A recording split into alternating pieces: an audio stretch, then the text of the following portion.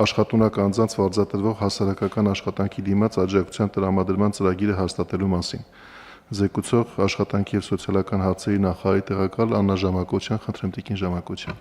Շնորհակալություն, հարգարժան փոխվարչապետ, հարգելի գործընկերներ, առաջարկվող նախագիծը վերաբերում է անապահովության գնահատման նոր համակարգով ծայրահեղ եւ չափավոր անապահով ճանաչված ընտանիքների աշխատունակ անձանց տնտեսական ակտիվացմանը,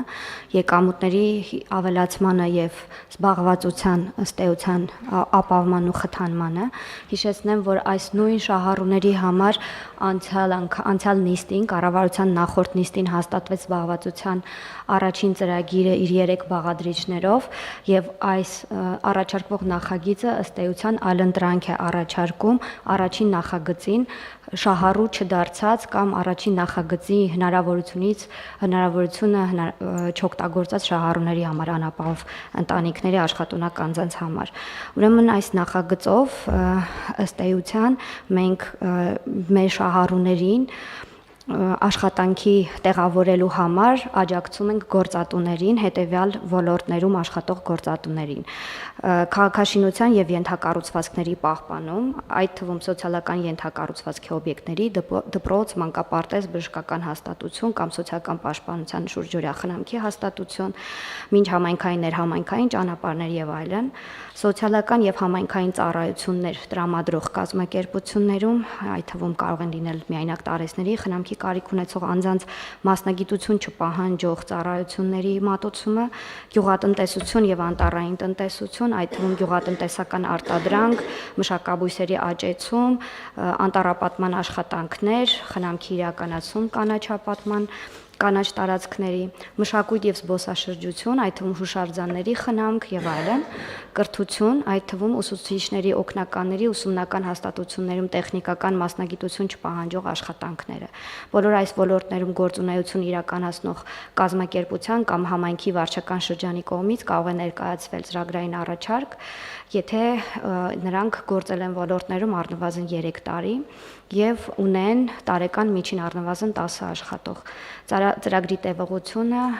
սահմանված է 3-ից 12 ամիս, այսպիսով այս գործատուներին պետությունը կաջակցի ամսական 21-օրյա աշխատանքի կտրվածքով 73,000 դրամի չափով, քանի որ սահմանված է, որ եթե գործատուն մեր անապահով ճանաչված շահառուների հետ կկնքի աշխատանքային պայմանագիր, ապա մեկ մարդու աշխատանքի համար գործատուն կստանա 3500 դրամի չափով գումար։ Այսքանը ծրագրի մասին առաջարկում եմ հաստատել, շնորհակալություն։ Շնորհակալություն տիկին Ժամակոչյան։ Սա նշանակում է, որ գործատուն կարող է նախատեսած լինել տվյալ աշխատատեղի համար ավելի մեծ չափով վճարում, սակայն կառավարության աջակցության մասը կգա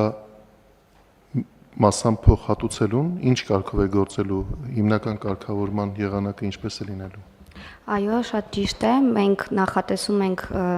մեկ օրվա համար 3500 դրամ, ինչը չի սահմանափակում գործատուին վճարել ավելի չափով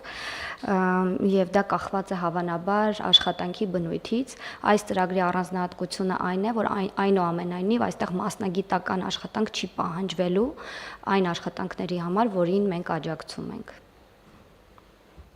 Շատ լավ, այսինքն ըստ էության դուք ասում եք, որ նախորդ կառավարության նիստում մենք հաստատել ենք այնպիսի աջակցության ծրագիր, որը ուղղված է մարդկանց, ովքեր ունեն որոշակի մասնագիտացում եւ կարող են մրցակցային լինել մասնագիտական որոշակի ուղղություններով աշխատանք տանելու համար, սակայն նրանց համար, ովքեր չունեն բավարար հմտություններ նման աշխատատեղ գտնելու հարցում կարող են օգտվել այս ծրագրից եւ ժամանակավոր զբաղվածություն ունենալ, այո։ Այո, հարգարժան փոխվարչապետ, մեզ համար առաջնային է իհարկե մասնագիտական որոշակի կարողությունների զարգացման հնարավորություն տվող եւ մասնագիտական աշխատանք առաջարկող նախորդ ծրագիրը, բայց եթե կունենանք շահառուներ, որ չեն դառնա այն ծրագրի շահառու, անապահովներ կլինեն, որ չեն դառնա, այսինքն ի վերջո գործատուները պետք է ընտրեն այս մարդկանց իրենց մոտ աշխատանքի ընդունելու կամ նախորդ ծրագրով ունենք նաեւ մասնագիտական ուսուցում ապահովելու, հետո աշխատանքի ընդունելու, պրակտիկա ապահովելու, հետո աշխատանքի ընդունելու բաղադրիչներ։ Ուրեմն եթե այս ծրագրերից որևէ մեկով, բաղադրիչներից որևէ մեկով, որևէ գործատու չի վերցնի մեր անապահով ընտանիքի անդամներին, ապա մենք այլանդրանք ենք առաջարկում, որպեսզի մասնագիտացում ուղիղ չպահանջող, բայց զբաղվածություն ապահովի, որպեսզի հնարավորություն տրվի ըստ էության սոցիալապես ներառվել տնտեսական գործունեություն ունենալ եւ այս հնարավորությունից հետո թերևս որոշակի սոցիալ-տնտեսական կարողություններ զարգացնելով արդեն ի վիճակի լինի աշխատաշուկային ավելի պատրաստ լինի տվյալ մարդը։ Տիկին Ժամակության, իսկ դուք այս տարվա ընթացքում անապահովության գնահատման նոր համակարգ եք մեկնարկել, որոնք փորձարկման կարգով երկու մարզերում են իրականացվում։